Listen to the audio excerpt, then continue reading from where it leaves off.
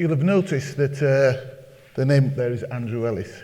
Andrew is actually our product manager for automation in the UK. However, he's in Amsterdam at the moment on business at our product managers meeting. So, like a lot of people, I've been parachuted in at the last minute. But hopefully, I will do his presentation justice. Okay, so as it says there, Ethernet APL, Advanced Physical Layer. So, just a quick look at the agenda for this presentation. Why APL? So why has this standard been conceived? What is APL? What is it made up of? The standards, etc. APL in industrial automation, particularly process automation. What is it going to do for process automation? APL and Profinet, how does it affect Profinet? And there's one slide at the end with the usual links to any other information. So, why APL?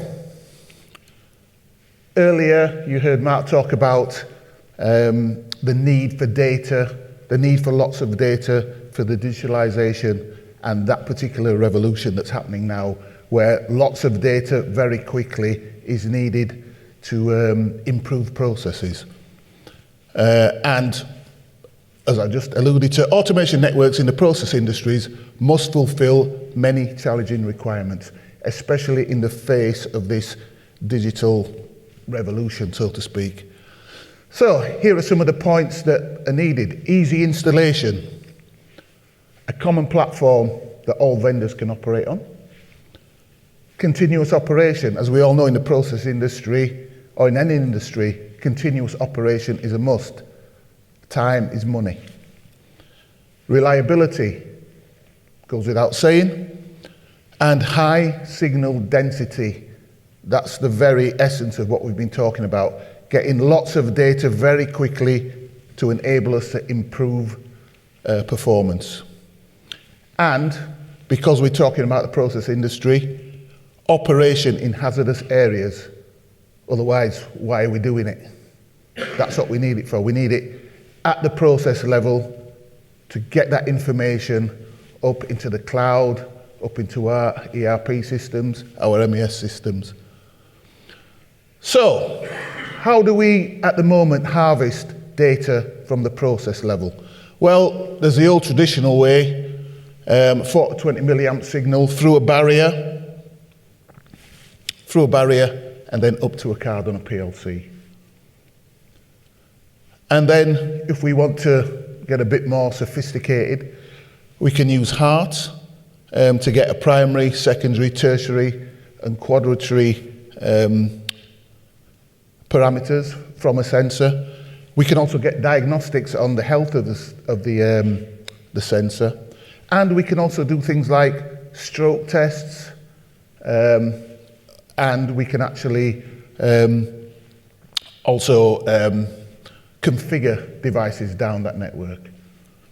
But as you can see there, 1200 bits per second, not very quick. And then, obviously, our personal favorite, Profibus PA, and we do that via, by the way, with HART as well, you do that via either a card in the PLC, or you could do it with a network gateway. And we would then, for Profibus PA, that runs a bit quicker, well, a lot quicker, 31.25 kilobits per second, and we'd use a DP to PA coupler, so we take it from PA into Profibus DP, into the controller, and then out. So that's how it's done at the moment. But as I've just pointed out, industry requires more data to improve processes.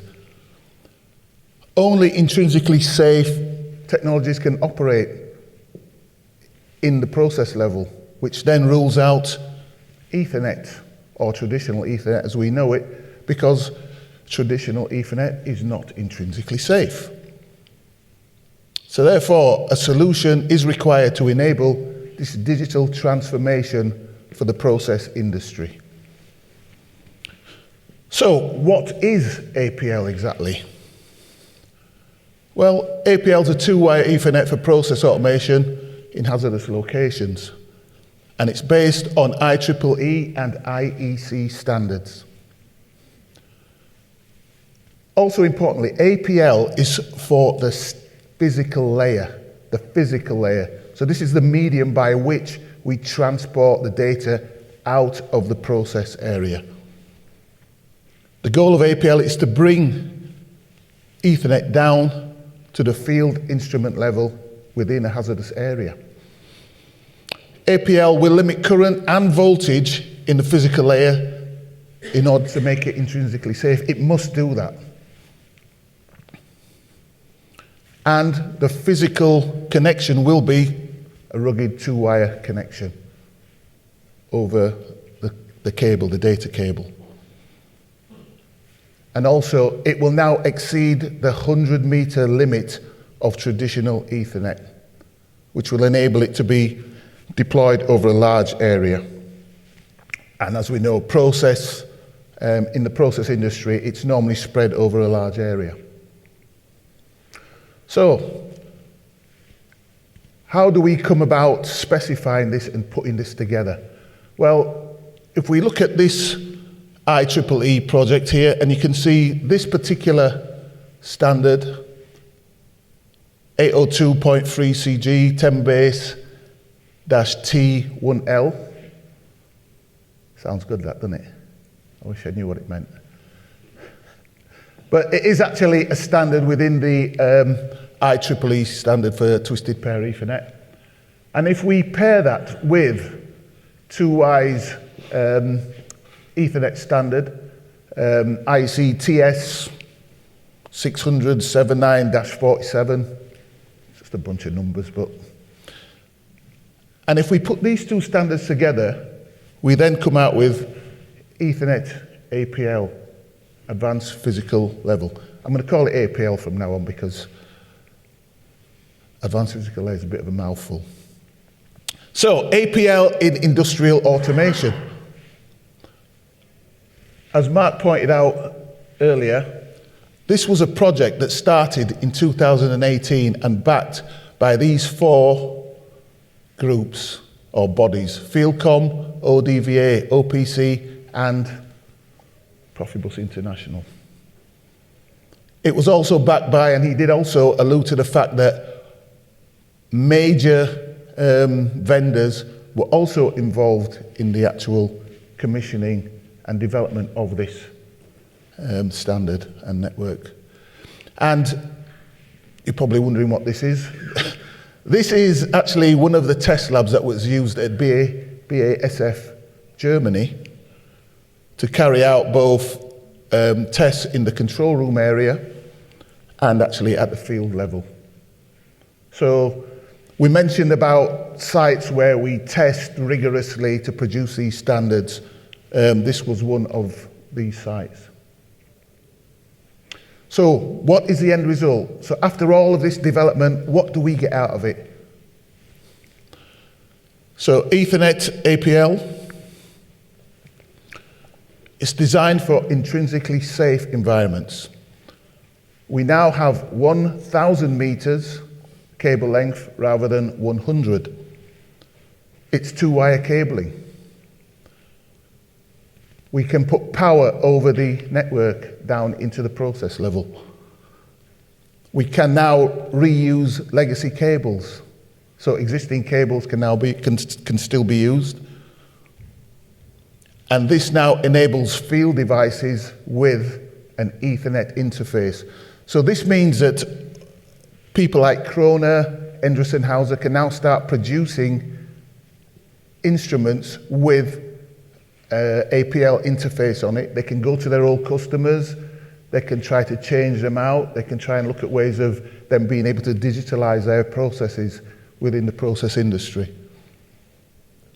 So the next topic is APL and Profinet.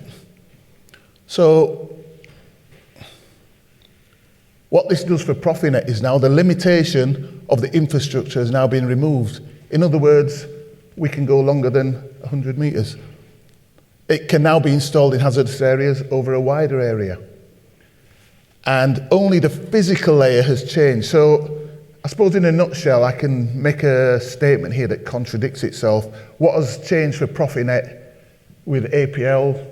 Well, everything, but only a little. Because everything's changed now because we can now go into the process level with Ethernet. But at the end of the day, it is just the physical layer that has changed. Everything else in this ISO model remains the same, apart from the physical layer. And as I said earlier, Profinet can now reach field devices, which is going to revolutionize the process industry, in my opinion. But the limitation before was the physical layer. Yes, exactly.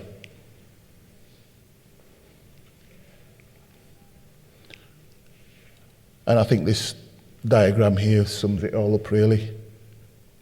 Cross-vendor independence and uniform data for equal device types over Profinet.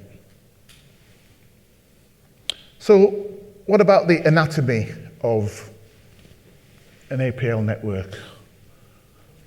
Well, first of all, we have the network switch and the infrastructure part.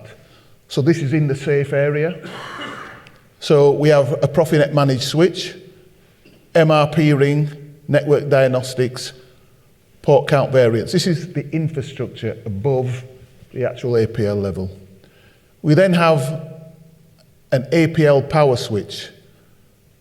So this would send the power down the network up to 92 watts of power, and it would extend power into a zone 1 area. And this is the segment power for the actual network segment going into the actual process area. And then within the process area, to distribute that network, we have an APL field switch. And I must apologize because they're all Phoenix contact products, but hey, be rude not to.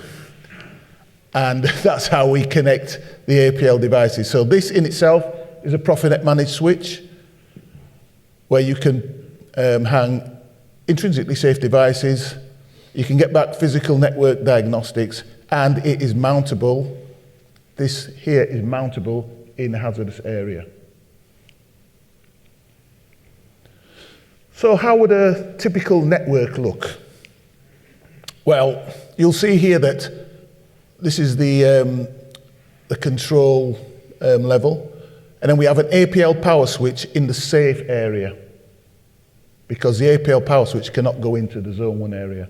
So the APL power switch is then connected into the safe area and into the APL field switch, which then, so that's 1,000 meters away, which then you can connect your devices with the single pair Ethernet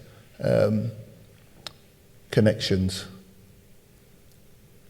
And over the other side is another way of doing it, whereby you would have, again, your control level, and then you've got your zone 2, where in this case now, there is no power switch, because they're in the zone 2 area, they can be powered by 24 volts.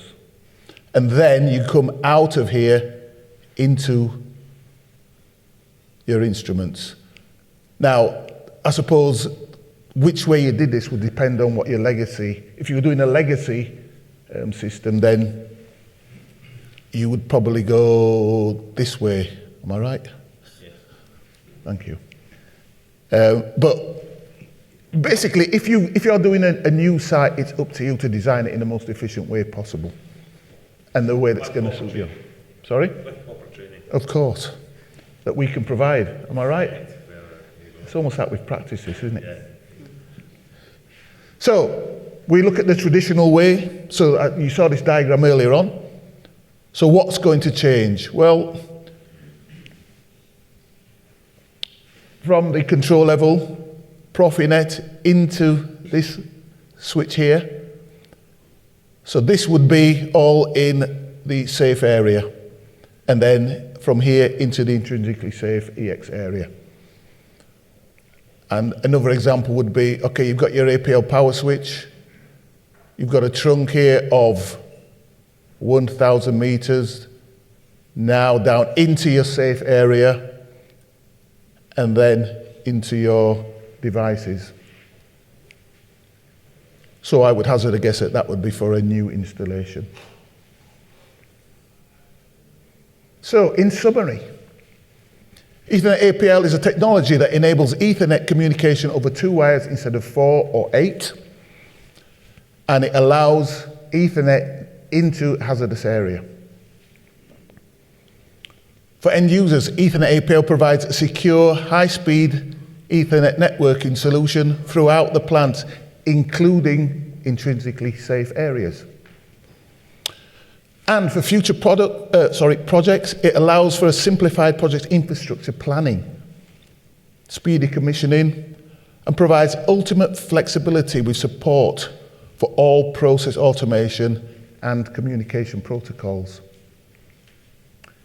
So now, designers, suppliers, end users can now take advantage of the high-speed, intrinsically safe, powered Ethernet in their 21st century instrument infrastructure and application software designs.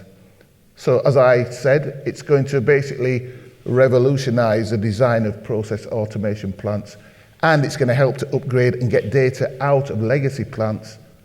And you can use the old infrastructure because it's a 2-wire connection. And that is that. Thank you very much. By the way, these links here will all take you in and give you more information on APL. And the guy who did this presentation, Andrew, he's also available. I've got some of his cards over there, and if you've got any questions, you can also ask me. I'll try and help you, but Andrew he's the man. Yeah.